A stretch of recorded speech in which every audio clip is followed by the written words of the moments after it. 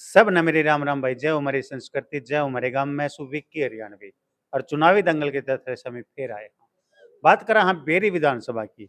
और बेरी विधानसभा में यदि किसी दमदार उम्मीदवार की हम बात करें तो हमारे आगे एक का नाम आवे है, अमित डिग्गल। अमित अहलावत भाई के दौरे बैठे हाँ, कार्यकर्ता बुला रखे थे, छोटी मीटिंग कर रहे थे। हम आगे बात करने लग रहे हैं भाई। राम राम। राम राम जी भाई, आपके दर्शकों को भी मेरी राम राम। आपको, आपके चाहने वालों को मेरी शुभकामनाएं।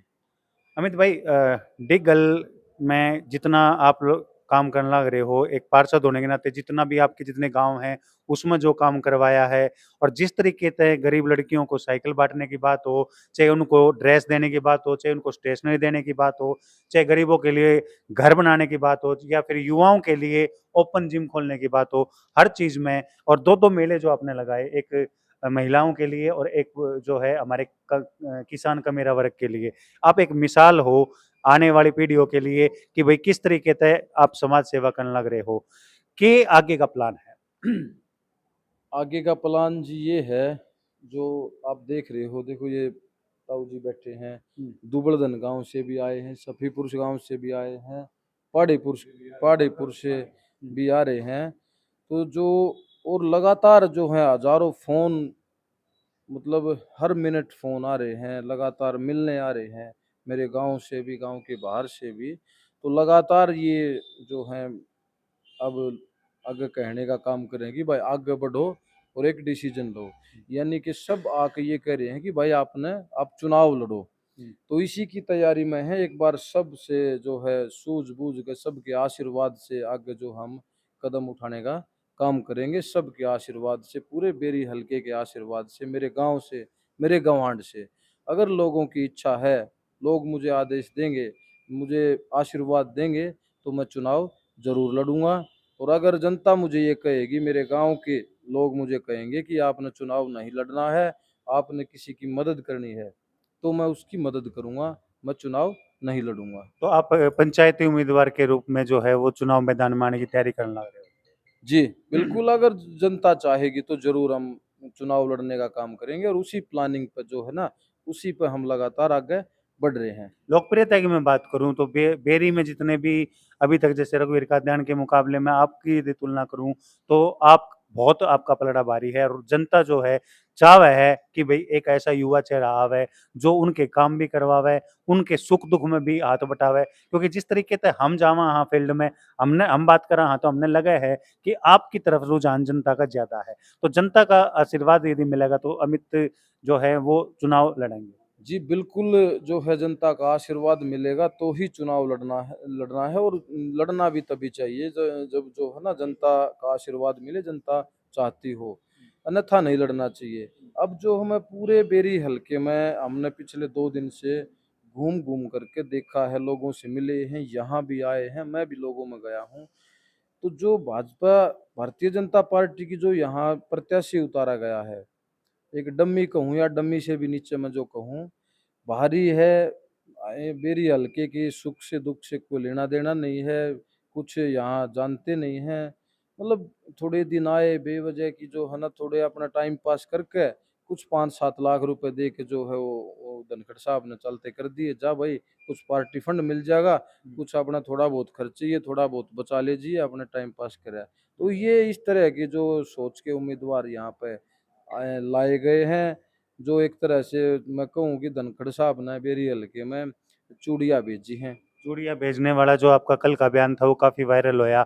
चूड़ियाँ भेजने का मतलब कि मतलब यहाँ पे जो कैंडिडेट है वो दूसरे जो कांग्रेस के मतलब कहने का मेरा मतलब ये है कि धनखड़ साहब ने तो पूरे बेरी हल्के के साथ विश्वासघात किया है, मतलब पूरे बेरी हल्के को निष्क्रिय, मतलब अपनी तरफ से घोषित किया है। घोषित किया है, क्योंकि काफी कमजोर कैंडिडेट जो हैं यहाँ पे भेजे गए हैं। अमित की मैं बात करूं कि अमित अभी आगे जो आपने मन बनाया है, तो अब भारतीय जनता पार्टी को अलविदा। देखिए वो तो बिल्कुल, जो जो जनता चाहेगी, मेरे यहाँ के बड़े बुजुर्ग, युवा साथी जो जैसा आशीर्वाद देंगे, जहाँ चाहेंगे हम वहाँ रहेंगे। अमित भाई, मैं सिर्फ यहाँ की बात नहीं देखिए कर रहा मैं हूँ। मैं बताता हूँ, एक पार्टी के साथ हम जुड़े हुए हैं या जुड़े हुए थे। वो इसलिए जुड़े हुए थे कि ताकि हम यहाँ अपने हल्के की सेवा कर सकें, किसी स्वार्थ के भाव से नहीं कि भाई हमने कोई नौकरियां कहीं से पानी है, कोई कुछ करना, कोई ठेके लेने हैं, नहीं। केवल और केवल अपने क्षेत्र में कुछ युवाओं के लिए, कुछ छोटे अपने भाई बहनों की शिक्षा के लिए, कुछ रोजगार के लिए ये हम काम करके दिखाना चाहते हैं। ये काम करने की हमने चाह है। और ये जो है अब बड़े बुजुर्गों से के आशीर्वाद से ही ये काम जो है हम इन्हीं के निर्देशानुसार इन्हीं लोगों से जो है, और भी तो शिक्षा लेकर भी मैं कहूँगा कि इन्हीं के, क्योंकि जो योजनाएं भी जो होती हैं वो योजनाएं भी यहीं जो क्षेत्र में जो लोग रहते हैं, जो बुद्धिजीवी लोग रहते हैं, बड़े बुजुर्ग हैं, वही बताते हैं। उन्हीं को समस्याओं का पता है और उन्हीं को उन समस्याओं का कि निवारण का पता है। अमित भाई 67 बंदों की एक लिस्ट आई है, कैंडिडेट की एक लिस्ट आई है, लेकिन 150 से ज़्यादा जो हैं दिग्गज छोड़ के जा चुके हैं। क्या भारतीय जनता पार्टी के लिए गले की फांस नहीं बन गया ये लिस्ट? देखिए कि ये जो कुछ डिसीजन मेकर जो आदमी जो बैठे हैं वो बिल्कुल गलत बैठे हैं। तो ये समस्याएं तो इस तरह की, अगर भाई गलत डिसीजन जहाँ लिए जाएंगे बिना मतलब सर्वे के आधार पे, अब सर्वे का या पार्टी की रायशुमारी का, पार्टी में जो मेहनत का है, मतलब किसी भी पार्टी के साथ जुड़ के मेहनत करने का कोई औचित्य रह नहीं जाता।